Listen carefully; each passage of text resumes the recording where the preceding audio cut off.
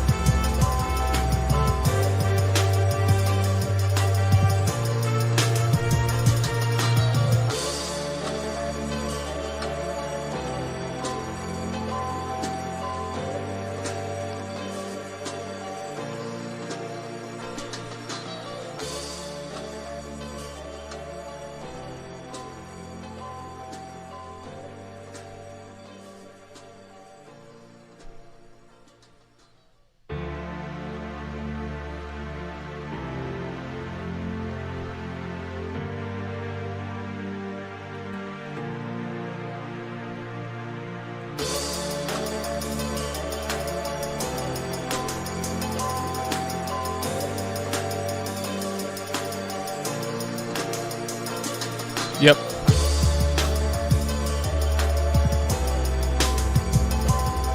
Gotcha. You're good.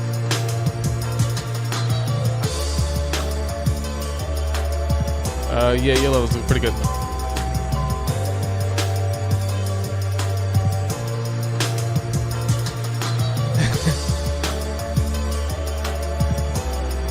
Yeah, looks good. Going live.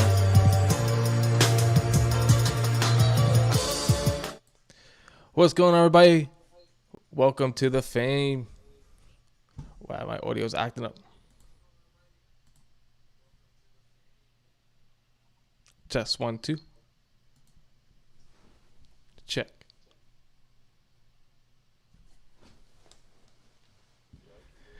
Yeah, I can hear you. It's just a crazy echo right now. I'm getting. Check, check. 1, 2, check, check. Check 1, 2.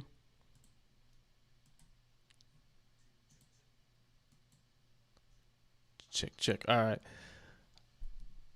Hello, hello. Might have been my monitors coming back in the microphone. Check. Yeah, I think that's exactly what it was. Yeah, do you mind? Yeah, do you mind? Okay. Just the back of my headphones. Gotcha. All right.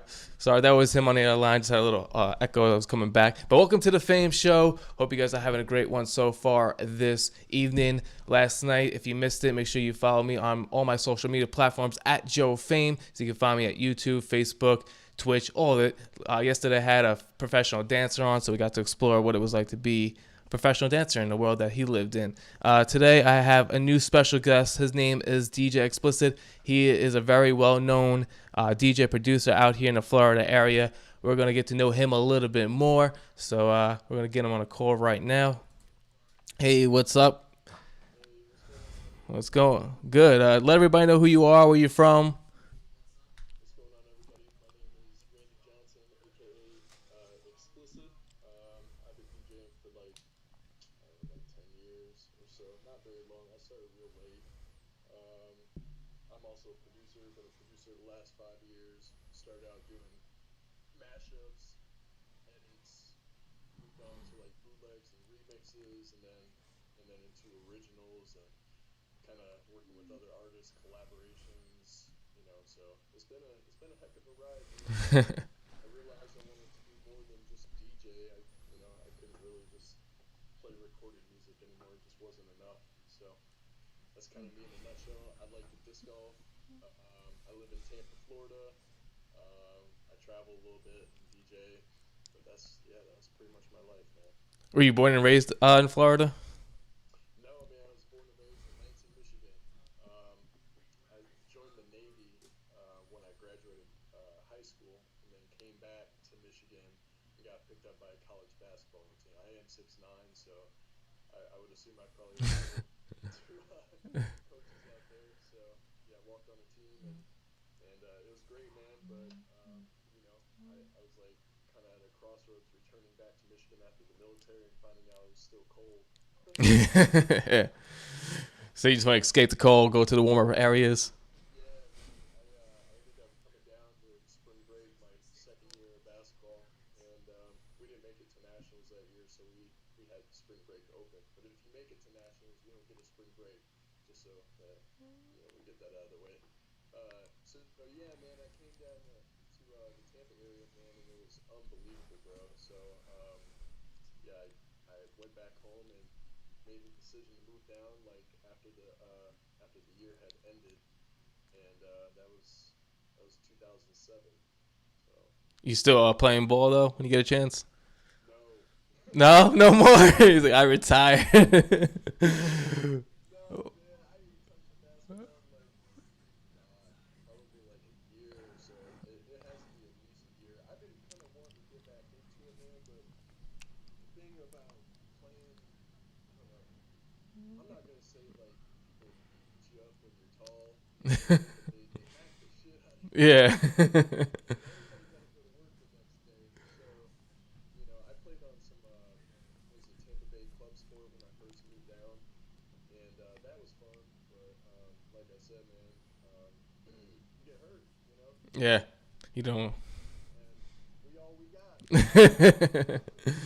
I found that disc golfing was a little bit more safer way to go, and I do that.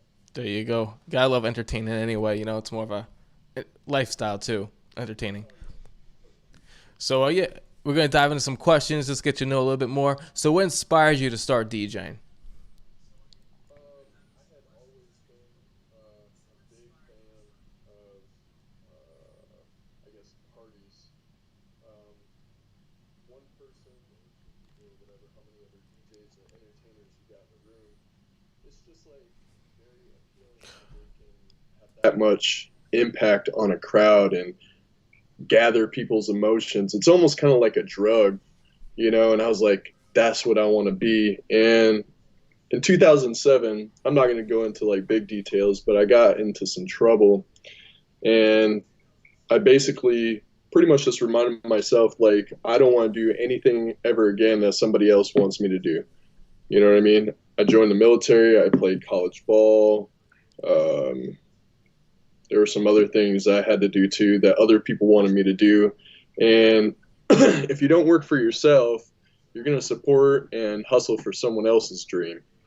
So I pretty much decided, I was like, well, I'm going to give it a shot. And I was actually a strip club DJ in the summers in between college, which is actually how I got my name Explicit, because the exotic explicit dancers. And when I Gotcha. moved to Florida, it's spelled Explicit, and in Florida, you can only have 7 letters on the back of your license plate. So I was like, well, how do I make this work? And so it's Xplicid. And so now everybody knows the back of my license plate. So That's crazy. That's funny that you mentioned that you had an E in front of it because like I was drawing up all the flyers and whatnot. I'm like, yeah, I keep putting an E in front of it. I'm like, why? yeah, man, I got to tell people that all the time, man. There's no E and no T in my name. It's just X to the D. Yeah. That's it, man. And so yeah, so my grandmother passed in 2009, and she left me a little bit of money, and I used that to kind of get some of the equipment I needed to get started, along with some school loans and stuff like that, because I was still going to college. And it was great, man. I got home from work. I was working at Bubba Gump Shrimp Company in Madeira Beach at the time. It just opened, and every night after work, I'd go home, and I would just play and play and play and play. I think one time I played until like 5, 6 o'clock in the morning after getting off work at 11. I was so tired, bro. I couldn't even stand up straight the next day. It was crazy. I loved it that much, man. And that love just fueled a desperate passion, to do better in life, really. So So basically, just going from shooting hoops every day, being that tall guy, to just like, yeah, I'm gonna make music every day now for hours. yeah, pretty much, man, because I definitely wasn't going to make it as a hooper. I mean, I That's- wasn't garbage, but it's not, it's like less than 1%. So what style of music do you enjoy playing the most? Oh man, I have a Spotify shameless plug actually. I have a Spotify curated playlist called Tropical Future. So this playlist, oh boy, I guess I could pull it up. You'll see like, God dang, you'll see like all kinds of stuff in there. Anything future, man. Future bass, future house, future bounce. Anything that uses a lot of chords and a lot of bass and a dope ass beat. That's what I usually like to play, and that's what I like to make mostly. So, but I do private, corporate, bridal, nightlife. I travel for some of these shows, so you can't just really, play what you want to hear. You know what I mean? Yeah. You got to kind of appeal to them. But if you could only choose one style, like you only had just one genre you could only play, what would you enjoy playing?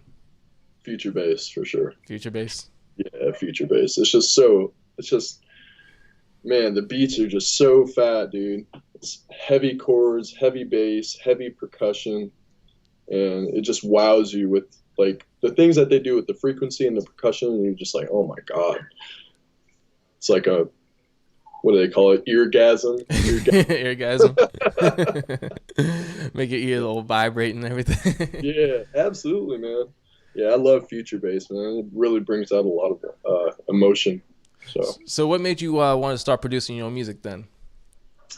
Oh yeah, man. This like definitely goes back to probably it was like had to be 2011, 2012. I'd probably been playing for a couple years at that point, and I was like, just started doing a lot of weddings.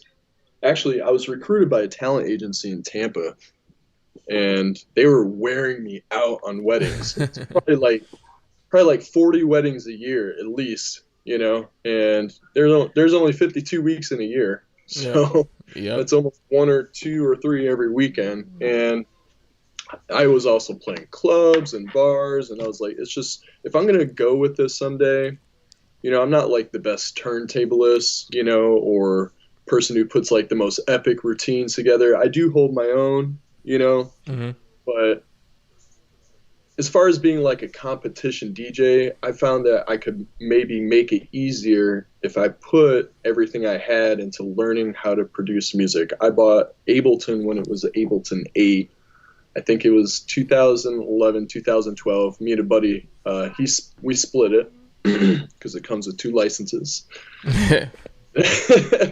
And yeah, man, we tried to go to town and nothing. There was really not a whole lot out at that time that catered to new producers wanting to learn. You had to go to like Full Sail or IADT or SAE or something like that to learn how to produce music. Berkeley, that's another one. You know what I mean? There wasn't a whole lot of resources out then to help people. So I put it away for a little bit, and I started noticing like all these companies coming out, like Production Music Live, Cymatics, ADSR.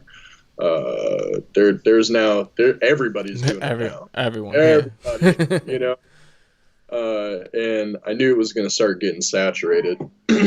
I mean, even the mashups and remixes and bootlegs and hype edits, those were starting to get super, super saturated. So I was like, well, remixes are dope. I'm going to try my hand at remixes. I'm going to do whatever I can to get my music sounding good. And then we're going to start doing originals. So that's kind of how we got to here. Yeah. Sounds good. Yeah, so before we dive into more questions, we're just going to play a little Tampa Bay demo of you really quick, just to get like a little vibe of what you've done so people could see kind of what you've done a little bit. So we'll play that really quick and we'll dive back into the questions. Cool. So check out this demo from DJ Explicit.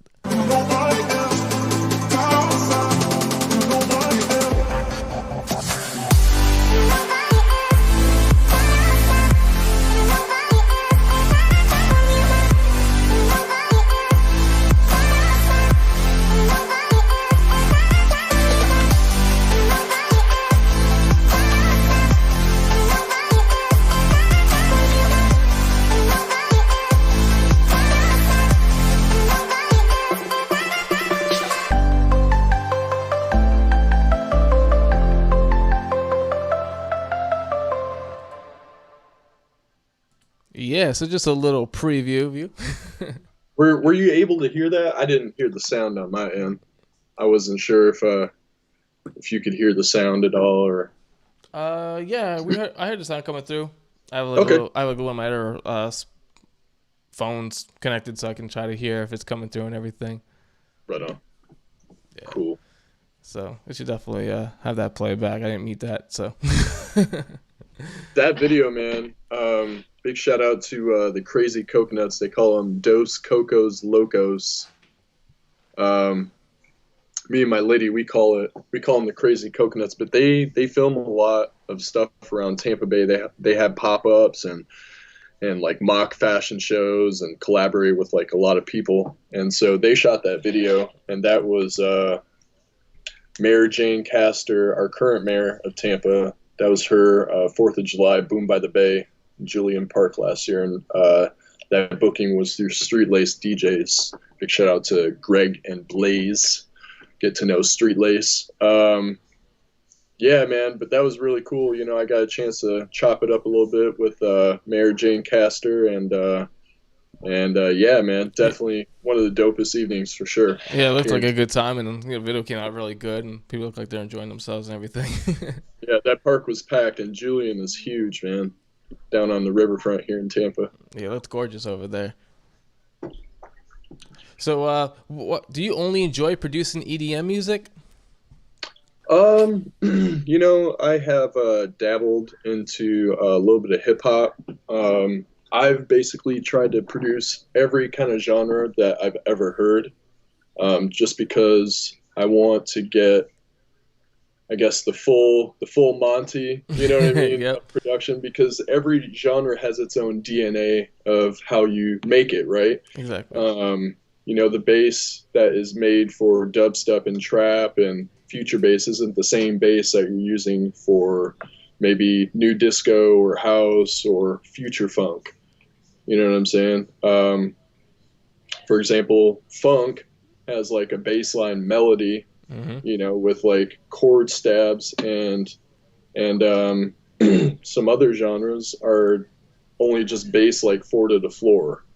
You know what I mean? Yep. So it's just really different, man. You know, like house kicks are usually four to the floor. You know, hip hop is not so much. Have a kick like once in every so often, or wherever the 808 hits. You know, so it's very different to try to produce other genres. But yeah, I try to. I'm not like genre bender.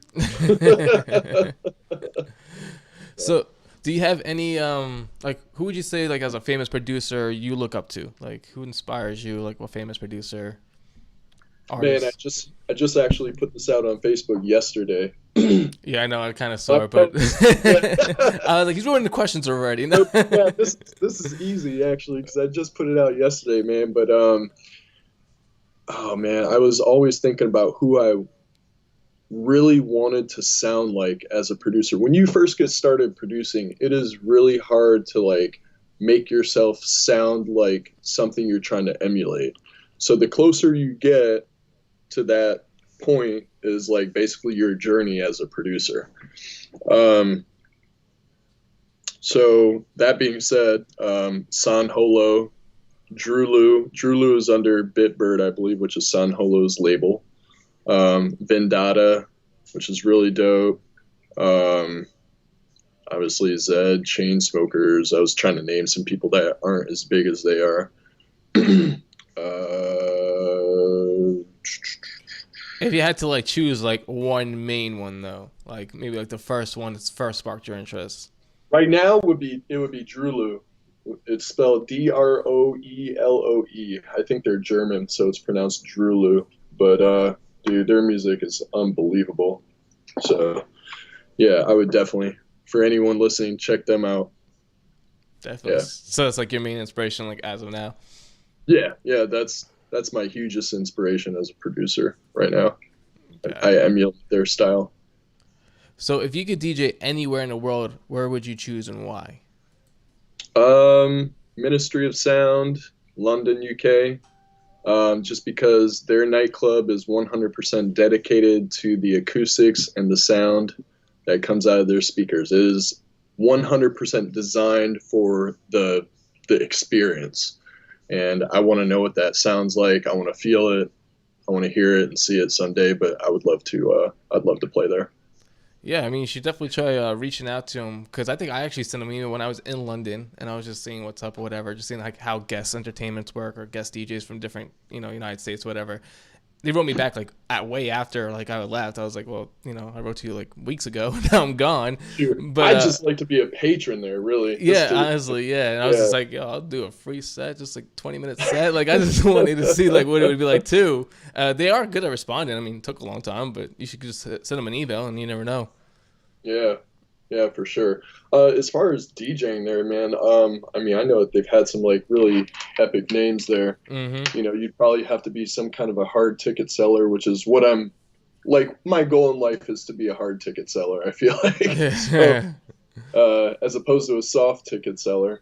Um, but for those of you that don't know what a hard ticket seller is, it's basically like pretty much any big name Billboard chart popping artist, or it doesn't even have to be Billboard, man. It could just be someone that you would pay to go see. See, yeah. Yeah. So, Um, if you could DJ for any artist, who would you choose? like open for, Or like actually like yeah, like like host. go on tour with, Yeah, or basically go on tour with. oh god. Well, that would have to be an artist, right? Yeah, that's why I said artist. Yeah. Yeah. I mean, we're all artists, really, Yeah, but yeah, exactly. No, I meant like yeah, like an actual artist or something. Just like go on oh tour, be the hype man, be the play the backtracks or whatever. yeah. Oh, hmm. I think it'd be really fun to like. I don't know, man. Uh, if I had to choose like a singer or an artist, I really like Brando right now, who's been on a track with Loud Luxury and Yep. a couple other people. I really dig his style. So I feel like, if I play that style, you know what I mean, it would probably match kind of closer to what he's doing. So I'd have to say Brando right now. Gotcha. So, what tips would you give to somebody just starting out DJing or producing? What tips would you give to somebody just starting out? um, I would first try to figure out like maybe what DAW you want to use. A DAW is a digital audio workstation like Ableton, FL Studio, Logic, Pro Tools, Cubase, Reason, GarageBand. I started out on GarageBand. Machine is another one. I moved on to Machine. I tried to integrate the Machine with Ableton. It was dope for a while, but it really slowed me down. So I was like, everything I can do in Machine, I pretty much could just do in Ableton. So yeah, definitely choose your DAW. For some people, it's easier to choose one that they can just download for free. Um, Sometimes that's not always the best thing that you can do. Mm-hmm. I like Ableton because of its amazing versatility. I feel like it's extremely easy, and once you get down with it, you know what I'm saying. You can really do some powerful stuff. So that's the first thing. The second thing is to learn how to use that DAW like as best as you can. If you don't understand the fundamentals of the software program you're working in, it's useless. It's like it might as well be an iPhone that doesn't work. It's a brick, Yeah. it's a paperweight. That's secondly. Thirdly, there's massive. I mean, like an ungodly amount of saturation of people trying to teach this shit. You know what I'm saying? So if you have no idea how to produce, now there's more resources than ever. Don't be lazy. Yep.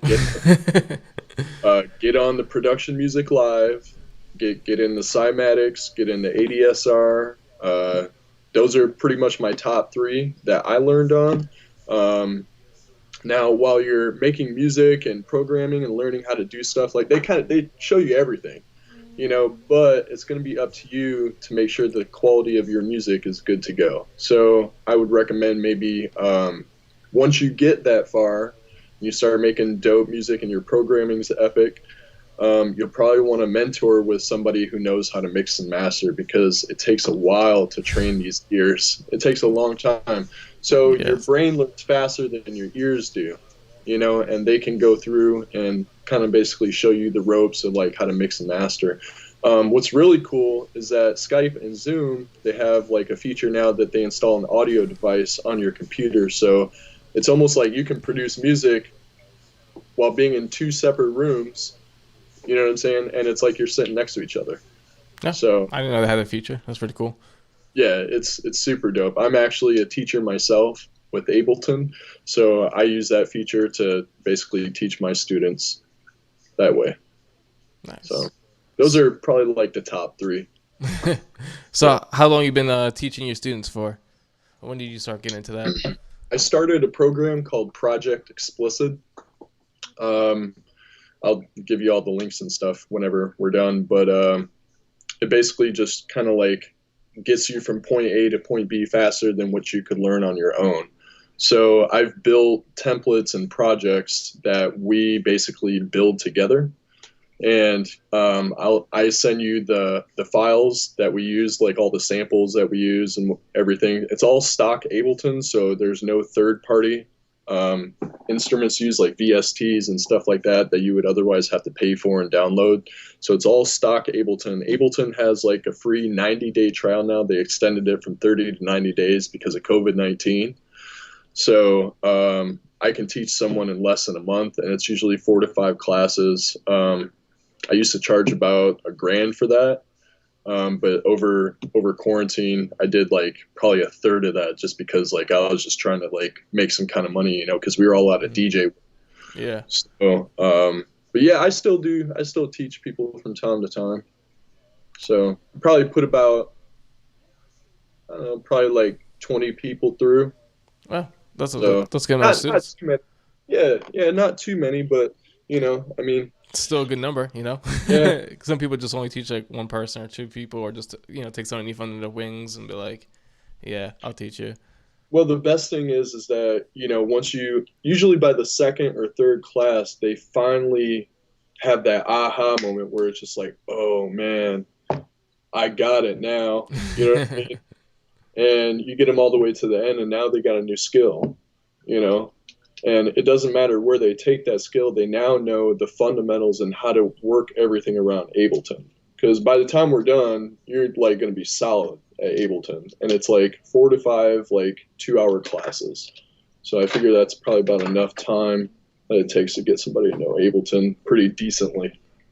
Yeah, I guess that makes sense. I mean, as long as you put the hours in, it's kind of like consistent. So once you keep doing something over and over, you'll get a grasp of it.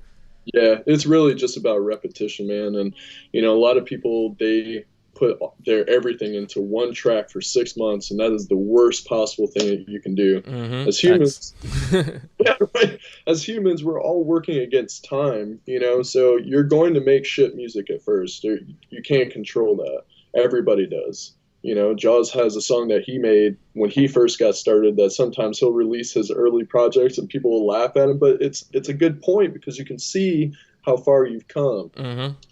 And if you can't, then you're doing something wrong. Exactly. You're always just keep growing and producing. Yeah. And so everybody makes shit music at first, but as long as you keep putting stuff out, you know what I mean, you're going to get to the point where it's going to be quality after a while. So I would definitely recommend try making 50 songs and then working on putting out quality shit for sure. Sorry, I don't know if I can swear or not, so I'm just like. That's all right. I had a couple sailors on my show. It's all right. I was a sailor, so. Yeah, there you go. He's got a good excuse. He's got a good reason to do it. So before we dive in more questions, we're gonna play another one of your videos. It's actually one of your live sets that you did at a show. It looks like thousands of people. And then we'll talk about that right after. Hopefully, I'm probably gonna get a copyright claim for this video, but yeah, it's probably gonna happen. All right, we'll check it out really quick.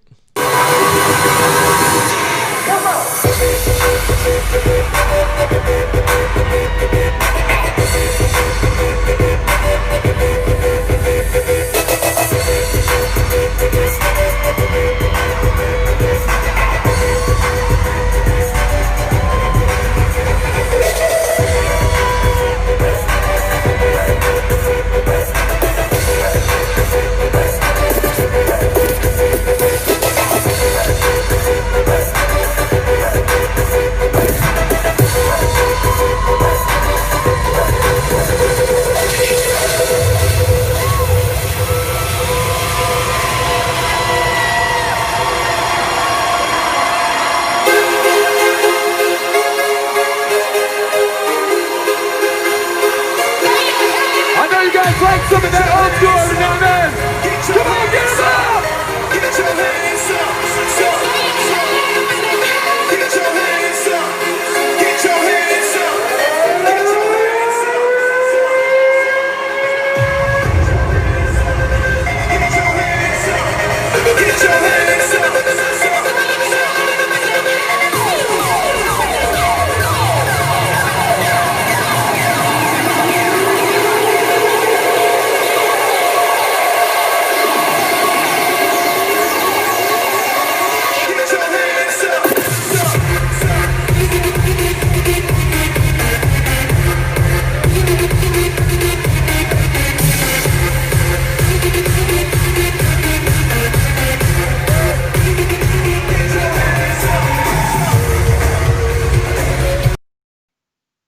Yes, I was feeling like those songs. I was like, I need to get these remixes myself.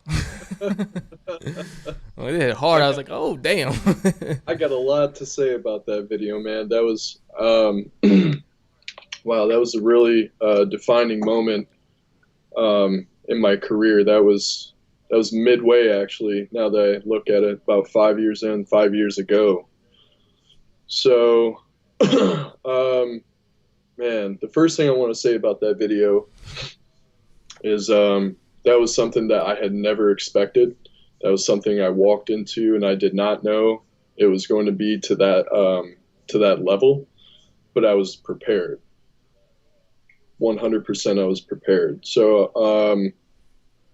I will say this, as a DJ, you're going to find yourself like climbing different milestones, and you always want to make sure that you're prepared the best that you possibly can be, so that you can just straight up kill it.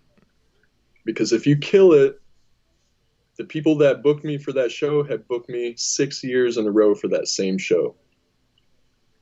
That's big. What kind of show was it? It was just like a. So that's are you familiar with It Works?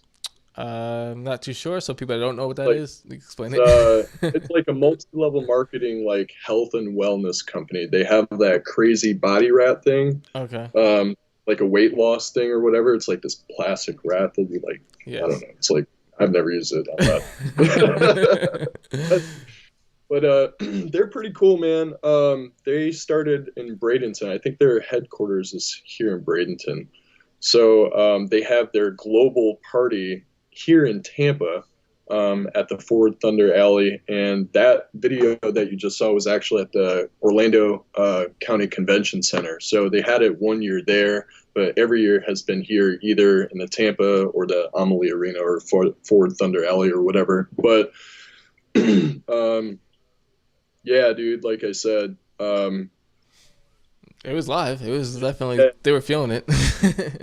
also that show was 4 hours. 4 hours. Wow.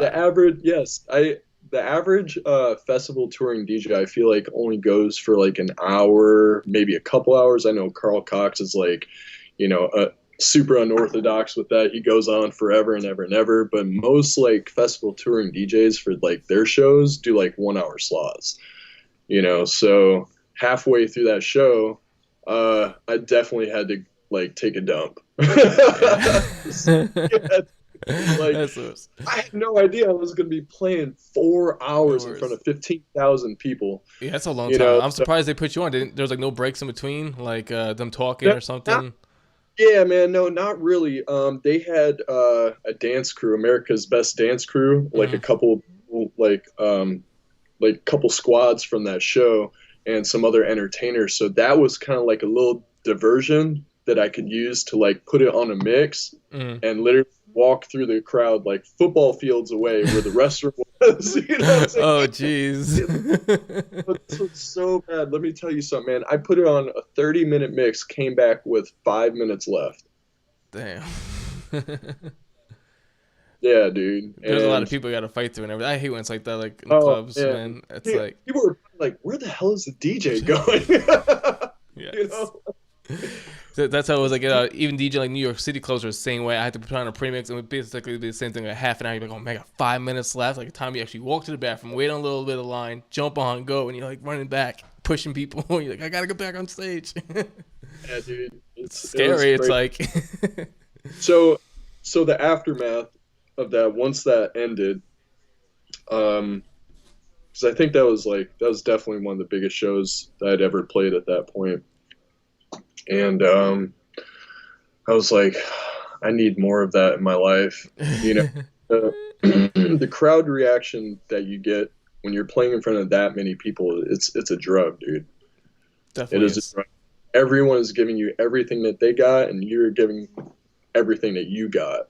You know, I probably had goosebumps the whole time, and even I remember after that 4 hour set, I was the most exhausted I felt like I had ever been. I slept for a couple days after that. I mean, it's 4 hours in front of 15,000 people, and I could just barely walk. Like literally, I was exhausted, dude. Because you don't want to screw up, you No, know. definitely don't. That's all. Yeah, Focus, it's like laser focus all the time, every second, every song, you know. And so I was like, but I need more of this in my life, and the only way that I feel like I'm going to get to that level again all the time is by making original music.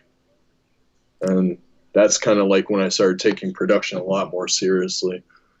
So from 2015 on up to now, I've basically just saturated and immersed myself in anything Ableton, anything production, anything mixing and mastering, any groups that I can get in, academies, mentorships, you name it, masterminds. I paid and invested a lot of money into this stuff, man. Yeah. so is that what you enjoy most about being a DJ? That energy, that vibe, or is there something else that you really enjoy about being a DJ? Yeah, dude. So, I feel like when I don't know. So I get a question a lot. Would you have rather been like a producer or a DJ first? And I know it's kind of like a little bit off track, but this helps Actually, that because is my next question. Like, what segues like right into it. yeah. One of the things I like mostly about DJing is that I can use everything I've learned in production to make my DJ set better. So when you produce music and you're a DJ, you can hear every little thing that you do. So you have like filters, between HPF and LPF, you got your reverbs and your echoes. And if you know your board well, like an SZ is like not post fader and SZ2 is post fader. You know what I mean? Like Yeah. you got to know like your board inside and out. So you can manipulate a lot of stuff on that SZ2 board than what a lot of people actually do. You can combine the board's effects with the Serato effects at the top. You know what I'm saying? Yeah. While using like loop cutter or certain spin backs or emphasizing a vocal in the song. You also have like all your oscillators, like your drop, your siren. There's like a couple like bunch of different ones, but if you use them effectively, along with like the sampler, how you got the sampler and you can put your Yep. drops in there and stuff like that, you can create such a show that people will never forget. And I will tell you straight up right now, the best thing about DJing is making people feel, because if you make them feel, they will always remember you. Definitely. So, have you been doing the whole Ableton live with the integration with your DJing? Have you tried that So yet? no, I haven't really done that yet. That's kind of something else I was like thinking for the future if I ever wanted to maybe run like a one man band show, for example. Mm-hmm. I was thinking about teaching myself like the chords and all the songs that I make. But I was like, damn, man, it would be really nice to like maybe have, I don't know, like a 3 or 4 piece band to go along with me in doing those. Yeah. So I wasn't sure if I wanted to just do it on my own or do it with other people, and that's kind of something that like I'm trying to figure out right now as I move on. But no, I haven't done Ableton with Serato yet. They used to have the bridge, but they pulled that. Yeah. But no, I think you could use like Ableton Max or something like that for the live feature. And I think Yeah. it integrates with it. Mm, yeah.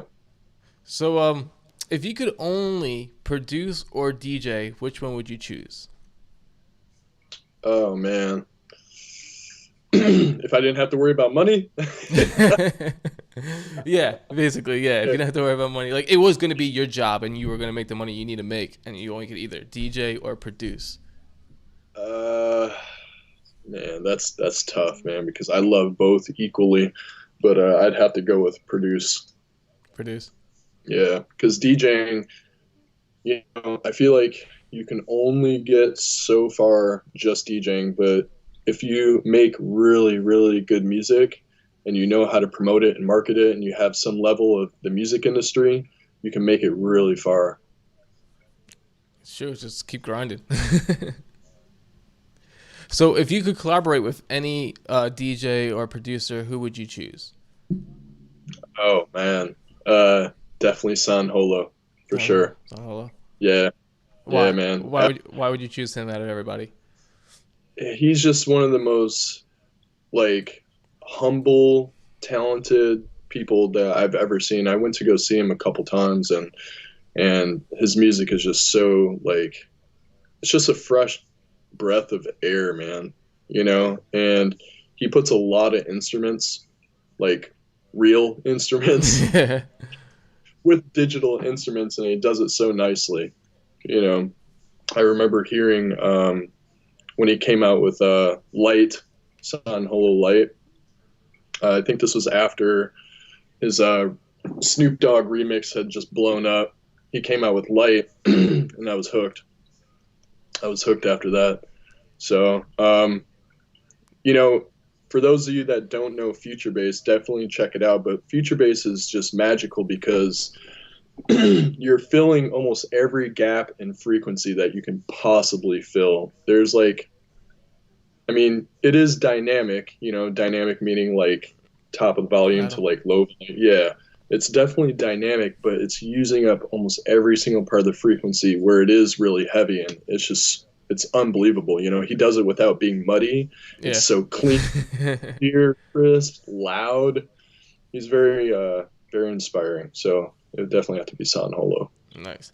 So, if you got to choose to perform at any music festival in the world, where would you choose? Mm. Like, which one would you choose? Any festival in the world, huh? Mm-hmm. Boy. So you gotta imagine, like, listen, you can perform at any music festival to whatever to perform, but you gotta choose one. Man, That's a hard choice.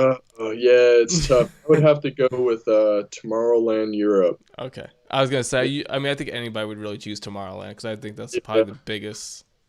yeah.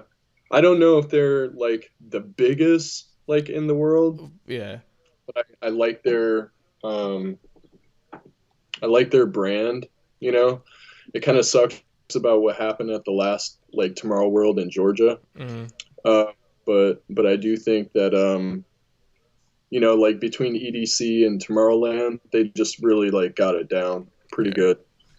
Yeah, definitely, with their like stage design and their branding and how they like make it appeal to like their crowd. It's pretty dope.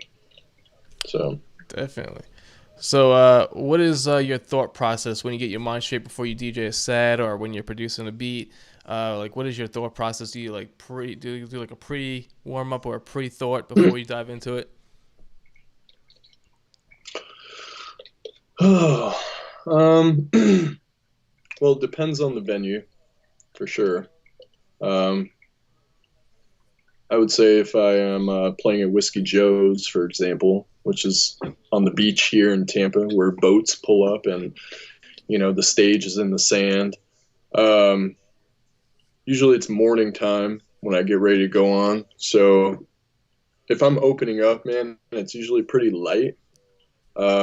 I usually keep it light until I see just like gobs of people walk down. Mm, yeah, So kind of more about that time, I'll start playing stuff that like people know, but I usually start out with like non-mainstream stuff that's like really kind of future, sexy, tropical.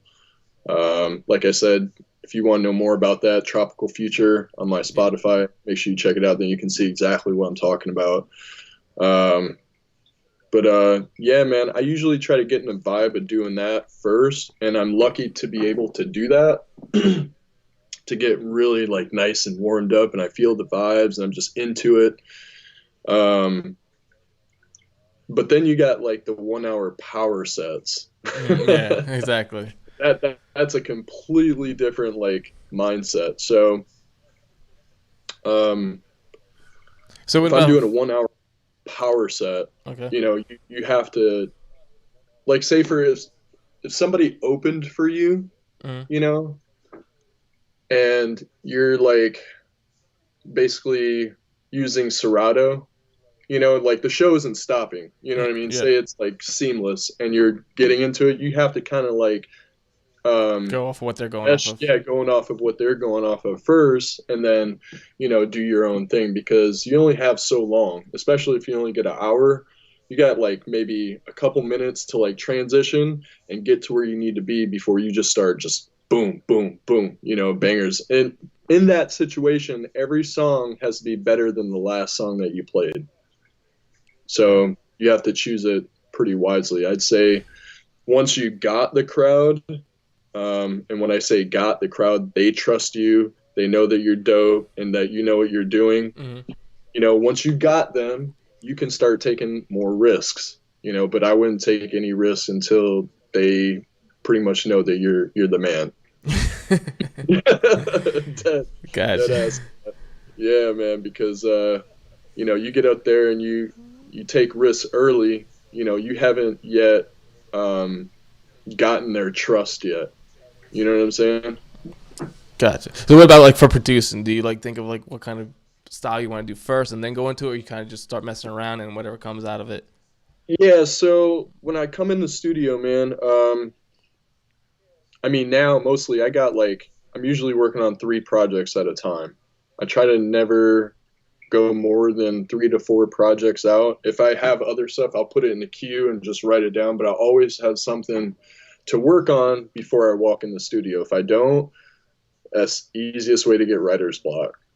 So once writer's block sets in, you get depressed.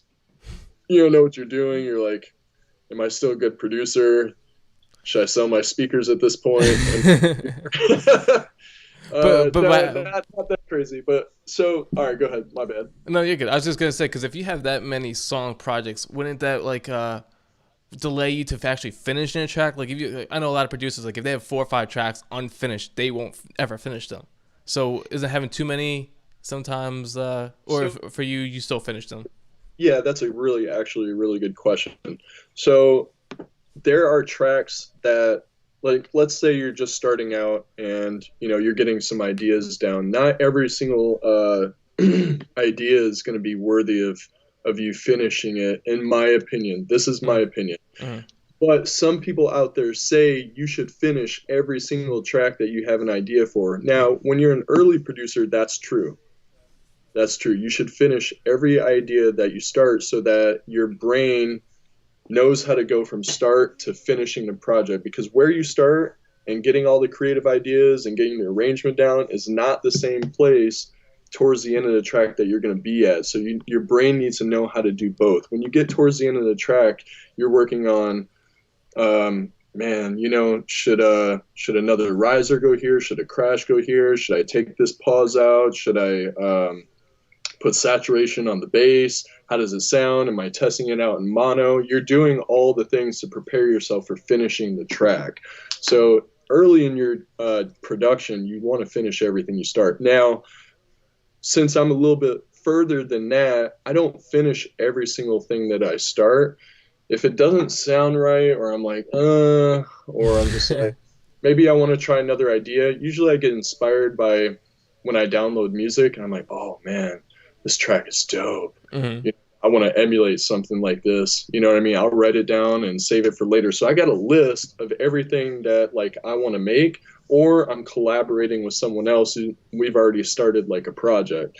So now I would say usually 1 out of every 3 to 4 projects that I personally start in the studio, I end up actually putting out. Okay, that's good. Yeah, no, cause I was actually the same way because I was like that too when I first started. Sometimes you put on a project and you keep pushing off, and you go back and you're like, All right, but then like what you're saying now, like when you do it more and more, sometimes you will go back and like, you know what, this song just wasn't it. I'm glad I kind of stopped, and then you kind of just steer away from scratch that one and be like, all right, there's nothing gonna be good with Well, this. because you're taking away from what could be great, Yeah, exactly. you know? And the only way that you can know that is by being 5 years deep in the producing every day, Yep. you know? Definitely makes sense. So, So speaking of producing, speaking of tracks, we're actually going to dive into one of your songs right now, one of your originals called Delight, or Delight After, what is it called? Afternoon Delight. Afternoon Delight. Sorry about that. So we're You going to don't jump. have you don't have to play all of it. You could probably just play it up to the end of the first chorus if you want. Like, why, kind of like just repeats, or? Well, I mean, there's different verses and stuff, but you kind of get the gist of it, you know, up until the end of the first chorus. So, I mean, it's up to you. Gotcha. Nope. All right, we'll we'll play it by ear. All right, here it is. Like,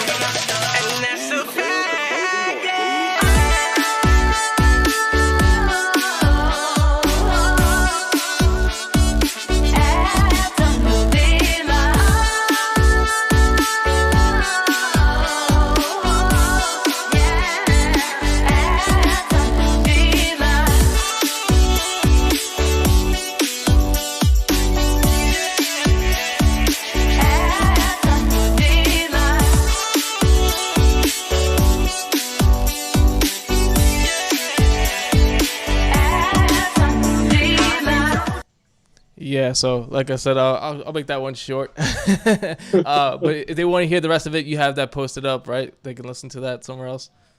Yeah, it's on my SoundCloud. It's on YouTube. You can do youtube.com/DJ Explicit, or it's on Spotify too as well. That's probably the first place I should probably be sending people get those streams, right? Yeah, exactly. Yeah, man, that track, I love that track. That was probably when I think I decided I had something special. Afternoon Delight is based on a day in New York City with me and my fiance, my soon-to-be wife, and she's always been a massive inspiration to me. She's always pushed me and supported me, and while we were in New York, she said, you should totally get some sound bites, you know, of the city and use them in some of your productions at home. And so while being on the subway, I held my phone up, you know, and got like some cool sound bites. Now the closing doors or whatever. Yeah. And I had a story to go behind it, which was really, really dope. So I came back home and I was inspired. This was October of 2016. I started writing a track, and I made a couple like happy mistakes, and I came across like a dope horn I really liked, and a bass preset that I'd modified that I really, really liked, and I put them together, and it was golden. By this time, I already had a couple singers that I was collabing with, and I told them about the story. They put the lyrics together. We got in the studio, got it done. It came out in March of 2017, and you guys can definitely go listen to it, man. And that's probably the epitome of how I like to produce, right there. Definitely. I call it tropical future. Tropical future. You classify that as? Yeah. Did you mix and master that track as well, or did you have other engineers that helped you with it? So at the time, I was working with a cat from New York. He goes by the name of DJ Kova, After working with Production Music Live, Cymatics, ADSR, and all those resources, I decided that I needed personally to learn how to mix and master as best as I could because I was not going anywhere at the time. So at this point, I had already been working with him for about 6 months, I think it was. And so we basically mix and mastered the track through Zoom or Skype or whatever, by the way that I was telling you about before. Mm-hmm. And he ended up doing the final mix and master on that track.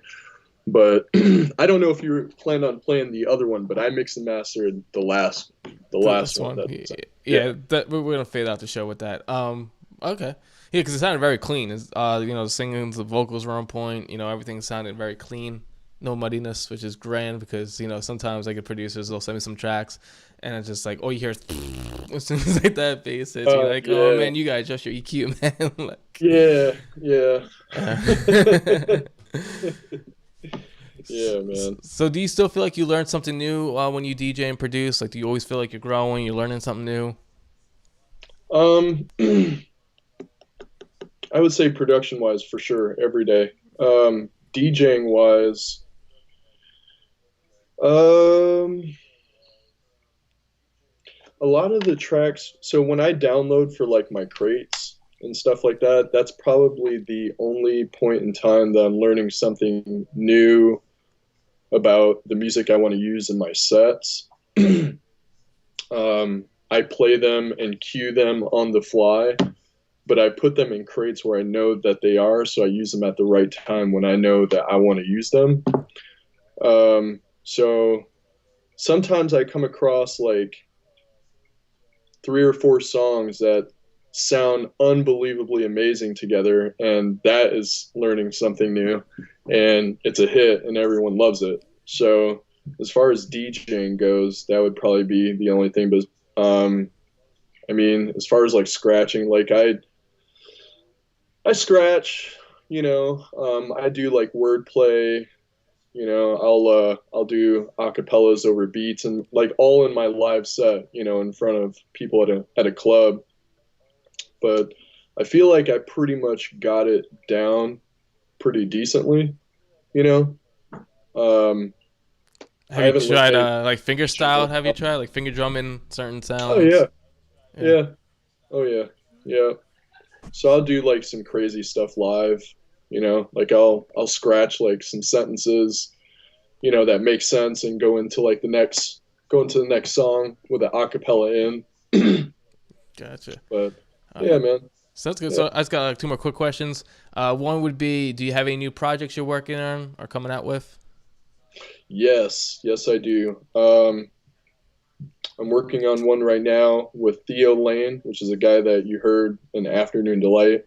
We got a really, really sexy future funk song that we're coming out with pretty soon. I'm working with a 18-year-old kid that my fiance introduced me to. He's really, really, really talented. He's a songwriter and singer, so I put something together for him. I'm working on a track with Kid Leo right now in the studio, and I'm working on another original that I can put out with No Face Records, so I can have hopefully 5 records out by the end of the summer. So by the end of the summer or by the end of the year? By the end of the summer. Oh, jeez. Yeah. So you're on the grind. You're grinding hard. Yeah, dog. So they say with every release, you want to be releasing another one. So it's a 6-week cycle. Yeah. Right. So you put out a song, it gets accepted, and depends on if you're shopping it with a label or if you're working with a label or whatever. But you put it out. Spotify's algorithms work with a six-week turnaround time. So you want to be putting out a record every 6 weeks, not before, not after, 6 weeks. That's their. Okay, I didn't know that, but I'll get some new. So I got to release more tracks now. Like I'm like, yeah, I'm like wow. So as an artist, they say you want to try to put out at least a track every 6 weeks to keep your algorithm constantly growing, but not putting out so much that like listeners are getting confused about what to listen to.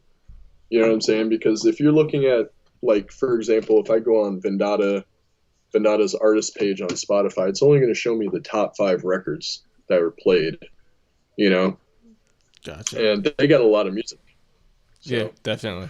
So, last question yeah. I would ask is, what do you love and hate most about the industry? Mm, all right. Well, I'm going to start out. I don't like first, so I can good note. They always say you want to end on a good note.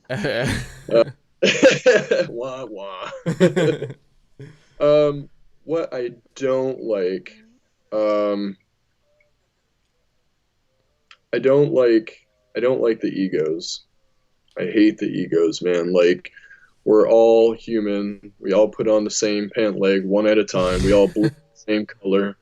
You know, we're all human. You know, and I mean, if you're not advanced enough to collaborate with somebody that's about as good or better than you, you shouldn't be collaborating with that person. Or DJ wise, even too. You know, so but some people, their ego precedes their skill. You know, Facts. so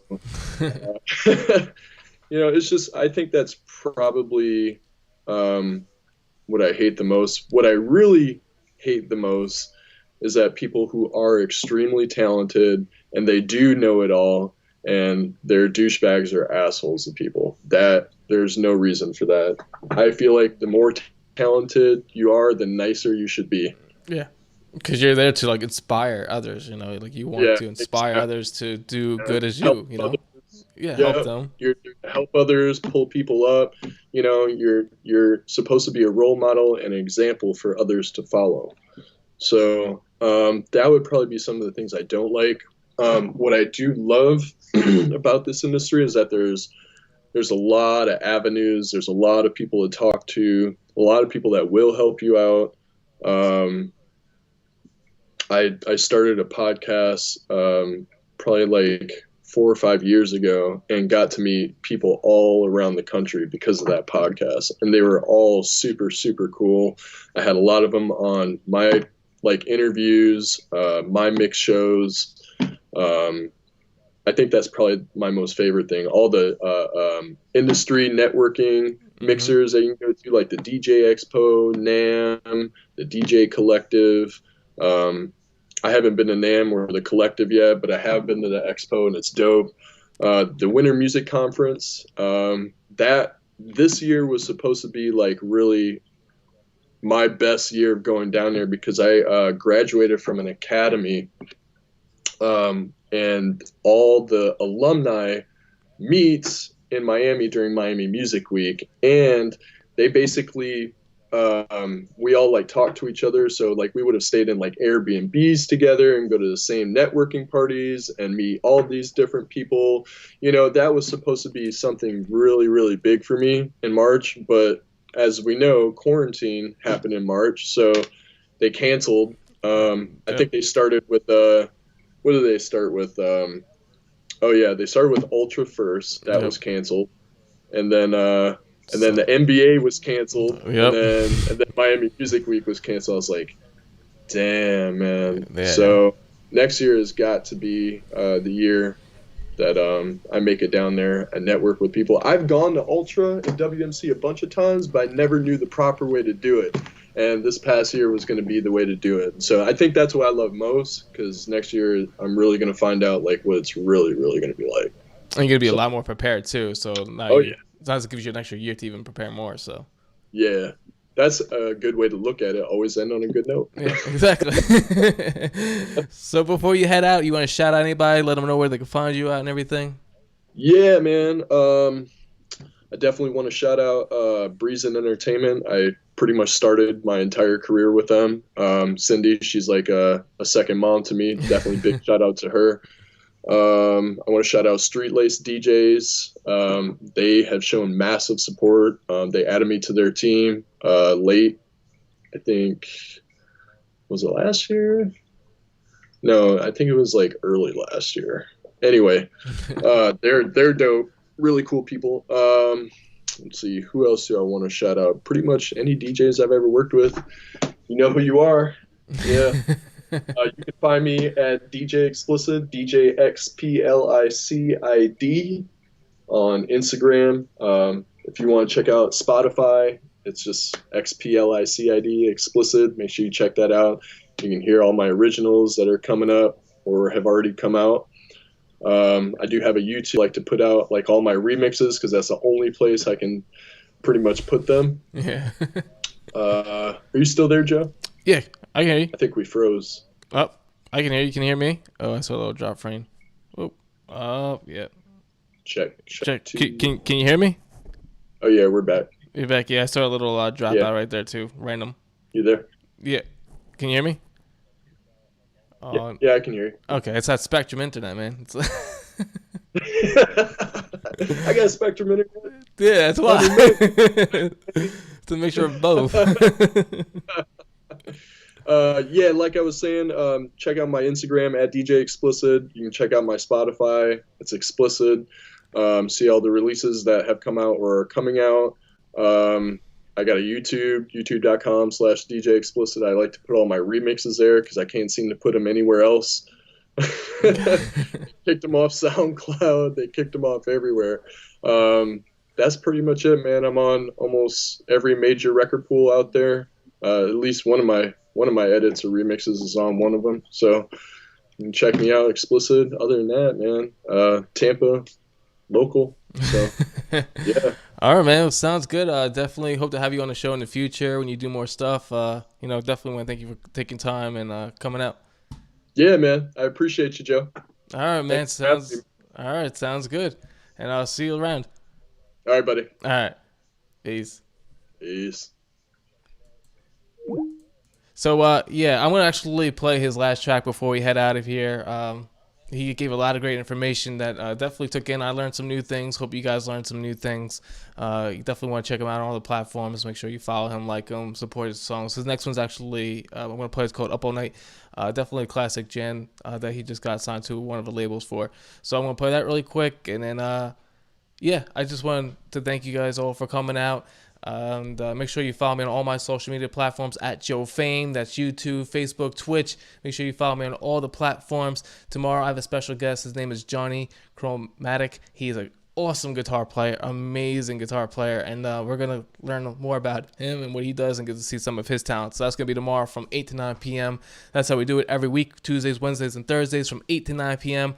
You got a talent, I want you on my show. This is your chance to be seen, be heard. That's what my show is all about. It's the Phame Show. It's film and music entertainment or anything basically talent related. You can be a cartoon drawer. You can be a tattoo artist. You can juggle. You can do crazy stuff with yo-yo. I don't care what you do. If it's a talent and you want it to be seen or you want it to be heard, I want you on my show. So make sure you hit me up at Joe Phame. And yeah, so I hope to see you guys in tomorrow's episode. I'm just going to ride this out with the last song, one of his originals. So we're going to check this out. And after that, I'll see you guys tomorrow. All right? Have a good night. Peace.